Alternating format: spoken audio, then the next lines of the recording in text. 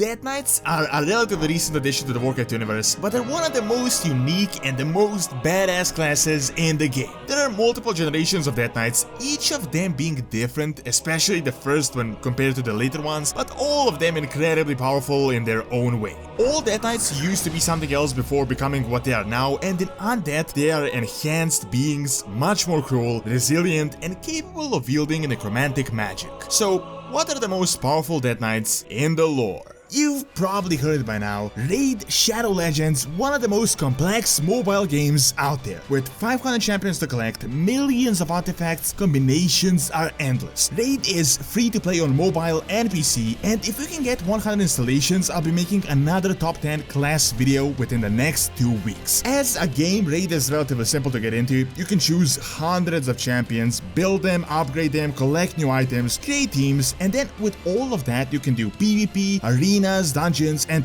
of course the campaign. The new Artifact Forge was also just released, where you can craft artifacts directly, as well as a whole new advanced quest system with amazing rewards. New champions are coming out, and the Doom Tower is being developed as we speak. Make sure to click my link in the description. You'll get 100k silver, 50 gems, 10 mystery shards, as well as this cool champion Hex Weaver. The rewards will be in the inbox for the next 30 days right here, and if you can get 100 installations in the next 2 weeks, I'll do my best to push the workload and to release another video like this. Check out the link in the description below.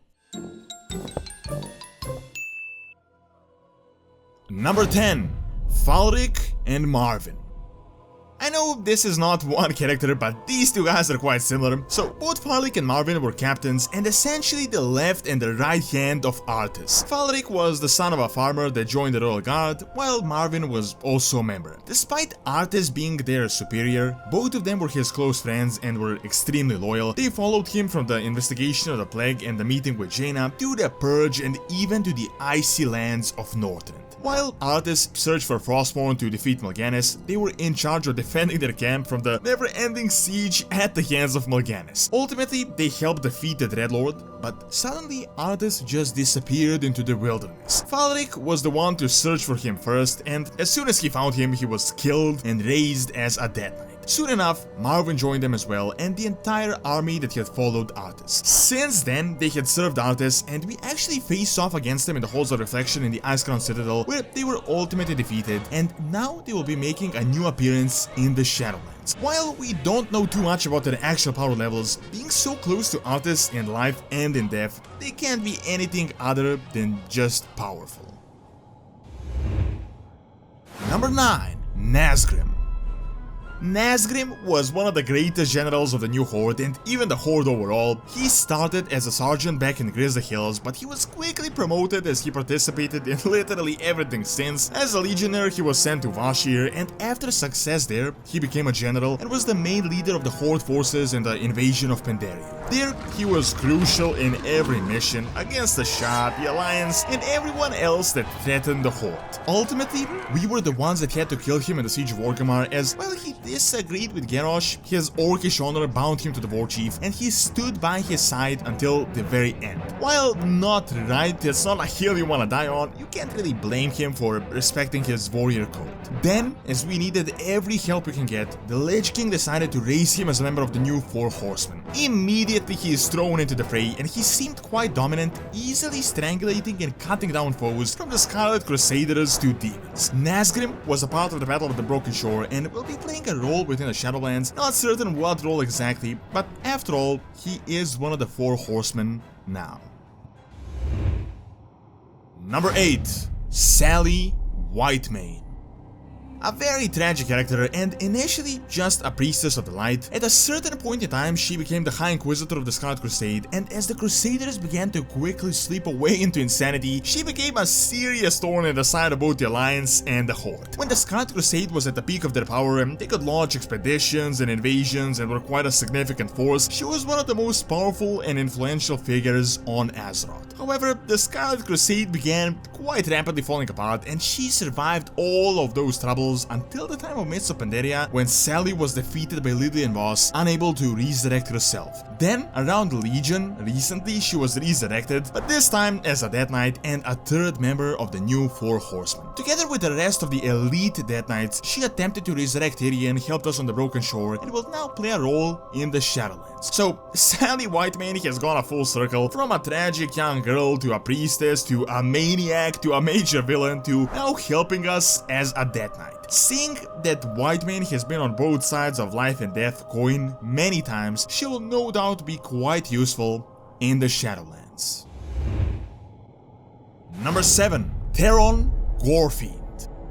Teron is different than all the other Death Knights, but I had to include him because he was the Death Knight, the most powerful of the first generation. Teron Gore was a respected shaman of the Shadowlands Council that got close to Gul'dan and became a warlock, being one of the most powerful ones in the entire horde. Eventually, Gul'dan took Deathstorming Knights, sacrificed Teron and imbued his spirit with the Knights, reviving Teron Gore as Teron Gorefiend. From that point, he served the Horde with powerful necromantic energies, Sword of New Energies, and ultimately, after the war, he returned to Dranosh. There, Teron gathered the artifacts for Ner'zhul and actually rode on the back of Deathwing himself to fulfill his ultimate plan. However, as he returned to Dranosh again, he faced off against Terrellian, fell in battle, but his spirit rose from the broken body and just escaped. Mysteriously, he returned again, and in some way, we don't know what way exactly he joined Illidan, and we had to face off against him at the Black Temple. There, he said that the Wheel of Death has spun for him many times, and that it will spin again, which makes it seem like he might return at some point, and the Shadowlands seem like that point. No one really knows how he worked exactly, what powered him, but it is certain that Teron Gorefiend was one of the most powerful first generation Death Knights, and really the prototype for what was to come. Number 6. Taurus Trollbane. The former king of Stromgarde and a direct descendant of the Trollbane bloodline, the most notable human lineage that dates back before human kingdoms were even a thing. Taurus was as royal as you can get. He was a natural warrior, a dominant king, and played a very important role in the Orcish Wars, leading his troops personally in many battles and claiming victories in the most critical of times. However, after the war with the intermittent camps and disagreements on taxes, Stromgarde split from the Alliance of Lordaeron, and at some point the king was murdered by his son, who had claimed the throne for himself. For years he was buried in the crypt, but during Legion, the Knights of the Ebon Blade decided to raise him as one of the new 4 Horsemen. Subsequently, he participated in all major missions, from the battles on the Broken Shore to the attempted resurrection of Tyrion Fredrick. Currently, Taurus is still an active member and will no doubt be important in the Shadowlands. As a human, he was said to be the largest and the physically strongest king of the Alliance. He was an impressive warrior as well as a leader, which is exactly why the Death Knights decided to seek him out of all the other fallen heroes in desperate times. While proven to an extent, we are yet to see what Trollbane can do as a Death Knight and how he will continue his bloodline's legacy. Number 5. Alexandros Mograine. The Ashbringer and one of the greatest paladins that ever existed. Alexandros was a veteran of the Orcish Wars and one of the biggest enemies of the Scourge of Lordaeron as he wiped them out left and right. One day, however, he was surrounded by a whole undead army that he managed to obliterate all by himself, but as he fell from fatigue, he was stabbed by his son Renaud, who was in turn manipulated by Annette Rezine. Kel'Thuzad raised Mograine as a Death Knight, took him to Naxxramas, and he became a member of the first 4 Horsemen, the most elite of all the Death Knights. He was ultimately freed by his son Darian, that defeated him and ultimately sacrificed himself in order to free the soul of his father. Alexandros' soul was once again claimed by Frostmourne at the battle for Lightscope Chapel, but was subsequently freed. Now Alexandros is placed in Maldraxxus in the Shadowlands, and we will see him in the new expansion. While Mograine hasn't really done all that much as a Death Knight, Alexandros was a veteran, a legendary paladin and a warrior, a one-man army, and ultimately one of the most powerful Death Knights that ever existed. Number 4. Dranosh Saurfang. Dranosh is definitely a better warrior than he was a Death Knight, but his warrior skills 100% translated as he was only enhanced in Undeath. The Heart of Draenor, as his father named him, he is the son of the legendary Orc warrior Varrock and the nephew of the even more legendary Broxigar the Red. He was loved by his people and even by Troll, who considered him as a primary option for a war chief, calling him the brightest star in the sky of Horde warriors. During the campaign against the Lich King, he led the offensive into Northrend and was quite successful, but ultimately he fell at the Rat Gate. As he charged Arthas, he was slain in one strike. His soul was taken as he was raised as Deathbringer Sourfang. He was said to have been the most powerful Death Knight of the Lich King and was probably a personal favorite of Arthas, although that might be a bit exaggerated to bring up some flavored text for the Icecrown Citadel. Now, not to discount him as he was incredibly powerful, he easily just starved the Horde warriors, including one of the most powerful ones, his father, Verok Sourfang. This act alone means he as a Death Knight was many times more powerful than as a warrior, and he was quite a powerful warrior. Ultimately, we defeated him, he was given proper burial rites, and Dranosh is remembered as one of the most tragic characters of the Horde, a promising orc with a bright future that fell in battle against the Lich King. Number 3. Darian Mograine.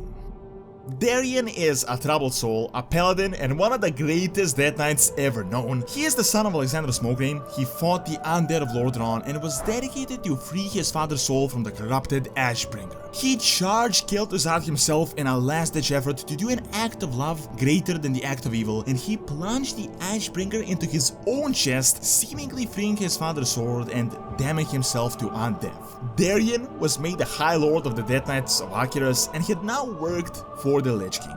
Then, under Lich King's control, he attacked Lightscope Chapel, this time on the other side, and in doing so, he rebelled and gave the Ashbringer to Tyrion. Mograine then led the newly freed Death Knights and he helped us defeat his former master, the Lich King. The son of Alexandra then made a pact with Bolvar, attempting to raise Tyrion Fordring, failed and was killed, then was resurrected once again. However, in the process, he managed to easily subdue some of the most powerful paladins like Maxwell. In the Shadowlands, he will play a role, but is no longer the High Lord of the Ebon Blade as he has stepped down. Now, he is the leader of the Four Horsemen, the most elite of the Death Knights, and really is one of the best fighters that Death Knights have to offer.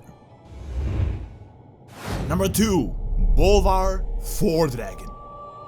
The ruler of Stormwind in the absence of Eren Bryn, and one of the greatest paladins of all time. As he led the alliance at the Red Gate, he fell and only survived due to the dragon's flames. Then he was tortured mercilessly by Arthas, but managed to survive and keep a state between life and death. It is uncertain when exactly he became a Death Knight because he didn't go through the traditional process as a Death Knight would, nor did he ever serve Arthas as a Death Knight. When Arthas fell, Bolvar immediately took the throne and became the Lich King. He was never nearly as powerful as Arthas, as the Scourge was significantly weakened at that point, but he still had quite a bit of influence. Bolvar came to the new agreement with the Ebon Blade, empowered them and collaborated, attempting to strengthen his position, as he most likely knew what was coming and what was going on with the Jailer. He helped us against the Legion, raised new Death Knights, and ultimately he faced off against Sylvanas. While Bolvar did offer some resistance, he couldn't really do a thing against Jailer-empowered Sylvanas, and therefore he lost the crown, and the Lich King was no more. Now he is the leader of the Ebon Blade and is really the primary active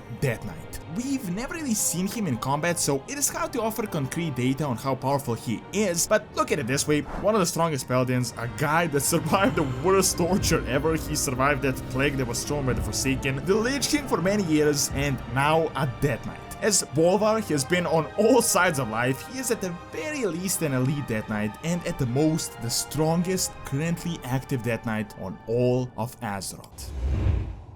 And lastly, number 1, Arthas Menethil. The Death Knight, the favorite of Ner'zhul, a fallen prince that turned into the Lich King. Originally, Arthas was an apprentice paladin and a very skilled warrior, but his true power would only show after death. As he took on Frostmourne and defeated Morganis, Arthas was consumed and became the heir to the Lich King. He was the personal favorite of Ner'zhul and ultimately his only hope. Arthas was significantly empowered by his master as he killed his father and with relative ease dismantled Lordaeron. Then he invaded Quel'Thalas, killed the Elven King Anasterion in single combat, an elf that he had thousands of years of experience, as well as defeated Sylvanas and raised her. She too was quite experienced. Then he invaded Dalaran, killed literally the strongest mage at the time, Antonidas, and then battled Illidan in a duel, being quite equally matched. Subsequently, as he was called by Ner'zhul to take over the throne, he was getting progressively weaker, he still nonetheless dominated everyone in his path. Arthas faced off a Forgotten One and defeated the army of Illidan, Kiltas, and Lady Vash. Ultimately, just as he was about to reach the throne, he defeated Illidan in a duel. Sure, Illidan wasn't as powerful as he is now, but this is literally the jailer of Sageras and an ancient demonic being. Arthas then became a Lich King, and we can't really count that because that is hardly a Death Knight, but if we do, he then defeated even more people, raised like almost everyone on this list, including the dragons in Dragosa, killed Dranosh in a single blow, and defeated all of us. So yeah, if you haven't figured it out by now, Arthas was literally the most powerful Death Knight that we have ever known, seen, and that we'll most likely ever even see. Thank you for watching. Check out the most powerful paladin by clicking on the screen, and also check out Doran's Academy for videos on real world history and science. See you next time.